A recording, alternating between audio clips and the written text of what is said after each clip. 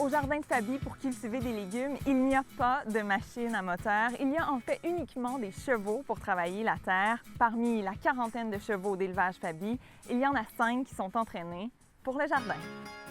Audrey Lapointe, propriétaire du jardin de Fabi, un projet d'intrapreneurship chez Élevage Fabi. Plusieurs me demandent c'est qui Fabi, c'est quoi Élevage Fabi, c'est-tu votre nom de famille? Non, Fabi, c'est vraiment notre premier cheval canadien qui nous a indiqué que c'est vraiment cette race-là qu'il fallait élever.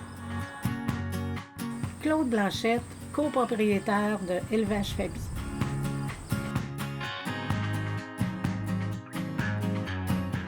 Audrey Lapointe, qu'est-ce qu'ils font les chevaux ici pour t'aider dans ce jardin qu'on voit un petit peu partout autour de nous? À part être magnifique, puis entourer le jardin, en fait, c'est la raison pour laquelle je suis venue m'installer ici, parce que je voulais, en démarrant le jardin de Fabi, préserver le patrimoine immatériel en lien avec le travail des chevaux en champ. Donc, ils font le travail que les chevaux faisaient il y a de cela 50-60 ans dans les champs. On a 2 parcelles qu'on travaille avec les chevaux, donc ils font tout ce qu'on doit faire dans un jardin pour arriver à des cultures à la fin de l'année.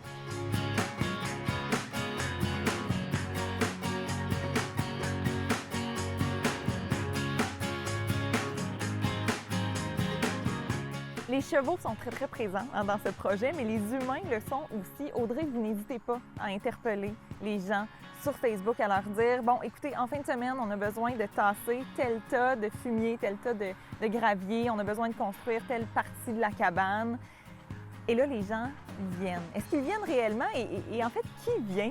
Qui ça interpelle, ça? En fait, pour bâtir un projet comme ça, ils viennent réellement, effectivement. Puis c'est des gens d'ici, c'est des gens qui ont des chevaux en pension, qui découvrent le jardin, c'est des clients qui viennent, qui découvrent le jardin, c'est des gens qui nous trouvent sur Facebook, c'est des gens qui achètent des paniers. Puis il y a quelque chose d'attirant aussi. Tu sais, quand on n'a pas accès à cette nature-là, il y a quelque chose d'attirant. On a envie de faire partie. Donc, ça peut être des clients, ça peut être des amis, ça peut être de la famille, ça peut être des gens qui sont ici en pension. Donc, il y a quelque chose d'attirant dans un projet comme ça. Et puis, les gens ont envie d'en faire partie. Donc, on a créé une page Facebook, c'est les bénévoles du Jardin de Fabi. Puis quand on a une corvée, on le lance, puis c'est ouvert à tous.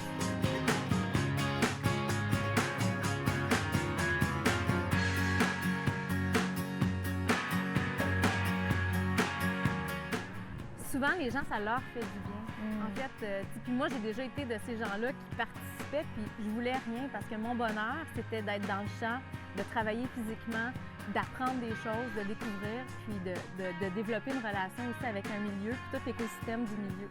Ben oui. Qu'est-ce que vous faites à la fin d'une saison pour célébrer peut-être la fin d'une saison? Ouais. Il y a votre amie, en fait, Marianne, qui m'a dit que ça vous rendait très heureuse de pouvoir célébrer avec les gens qui vous ont aidé. Donc, à chaque année, on fait un espèce de grand souper champêtre avec tout le monde où on fait cuire soit sur le feu, soit l'année passée, on a fait un gros bouilli, un très gros bouilli. Puis tous les gens qui ont aidé, qui ont participé d'une façon ou d'une autre, je veux dire, que ce soit la construction du bâtiment, que ce soit Michel avec toute l'aide qu'il m'offre en fait quand je suis chez lui, tous les bénévoles qui sont venus, donc tout le monde qui ont participé d'une façon ou d'une autre, sont invités à venir partager ce repas-là à la fin de la saison. Puis c'est vraiment, c'est une belle fête, là. C'est tous des amis, tous des gens qui, on a quelque chose en commun, on a tous participé, mais si les gens participent, c'est parce qu'ils ont un amour en commun, que ce soit le cheval, la nature, les jardins. Donc, ouais.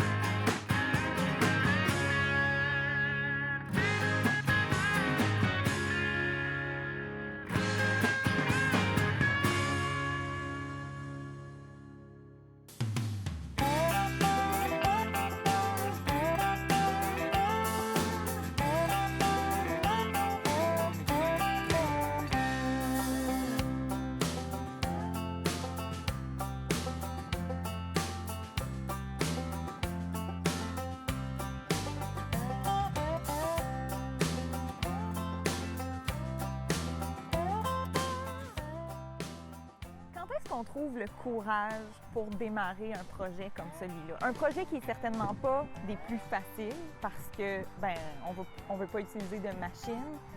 C'est un projet qui est peu commun. Où est-ce que vous l'avez trouvé, le courage?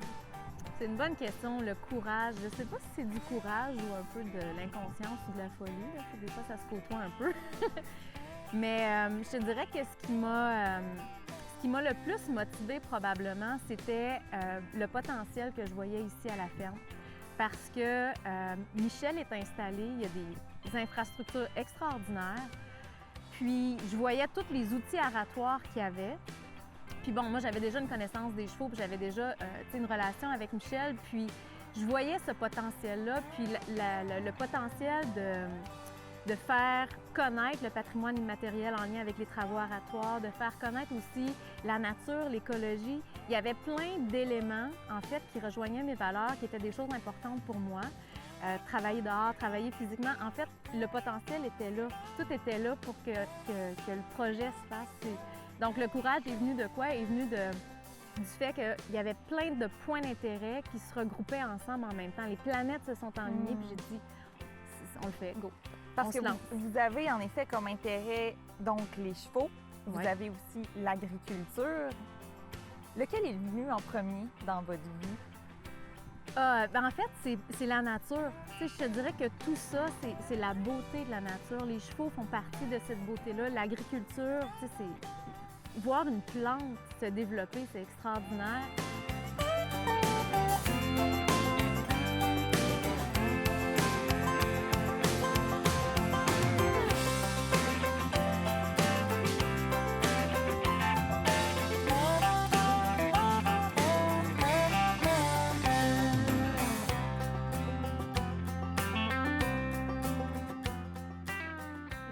Été attirée par l'agriculture, les fermes. J'ai commencé à travailler dans les chevaux avant de travailler dans les champs. Mais d'ailleurs, qu'est-ce que vous avez fait dans la région de l'Outaouais comme autre projet? D'ailleurs, aussi un projet en commun avec M. Allen. Ben, c'est ça, moi puis Michel, en fait, on s'est rencontrés par hasard. Lors d'une conférence de presse à Montréal, c'était le 350e anniversaire. On faisait le lancement de l'année du 350e anniversaire du cheval canadien. Puis, on avait la responsable du lancement avait organisé une grosse conférence de presse avec le maire qui arrivait en voiture hippomobile tirée par des chevaux canadiens. Puis, il y avait beaucoup de monde qui avait été attiré là. Puis moi, de par mon travail, j'étais là. Puis, à ce moment-là, je ne connaissais pas Michel, mais à un moment donné, dans la conférence de presse, j'entends quelqu'un dire « Ah, moi, ma pension est à 4 pattes dans le champ. » Fait que là, je me retourne pour voir qui parle. Puis je dis « Ah, vous devez être éleveur de chevaux. » Il dit « Oui. » Puis on se met à jaser, puis il me dit qu'il habite en Outaouais, puis qu'il élève des chevaux canadiens, puis qu'il fait de l'attelage. Mais à ce moment-là, moi, je cherchais quelqu'un pour faire un projet, justement pour faire la démonstration que c'était possible de faire des beaux projets en voiture hippomobile, en ville avec les chevaux, puis que c'était pas de l'exploitation. Donc, je lui ai dit que je cherchais quelqu'un en Outaouais pour faire un projet comme ça. On s'est rencontrés, puis c'est à partir de là qu'on a commencé à travailler ensemble.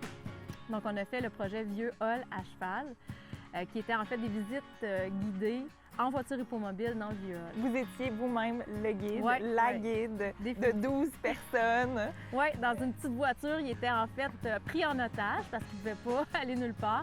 Puis ça durait 1 heure. Pendant 1 heure, on se promenait dans le Vieux Hall. Puis justement, on allait visiter des coins souvent méconnus par les gens de la ville de Hall parce que, bon, le Vieux Hall est un petit peu mal aimé là, à cause des bâtiments fédéraux, mais il y a encore plein de coins super intéressants. Puis c'est ce qu'on faisait avec les chevaux. On les amenait là, puis on leur parlait du patrimoine bâti ou du patrimoine historique qui était présent. Audrey Lapointe, vous passez beaucoup de temps ici, dans votre jardin. Quand vous voulez prendre une pause, puis quand vous voulez encore plus vous connecter à la nature, où est-ce que vous allez? Est-ce qu'il y a un point en particulier? J'avoue que le bâtiment qu'on a construit, c'était un peu l'idée. On voulait que, c'est un bâtiment fonctionnel, mais on voulait que les gens puissent venir juste s'asseoir, puis avoir la perspective sur le jardin puis sur les chevaux. Donc, quand je prends une pause, évidemment, je vais m'asseoir à l'ombre sur la galerie, puis je fais juste regarder, je regarde les plantes se laisser bercer par le vent, puis c'est magnifique, c'est ressourçant. La beauté rentre.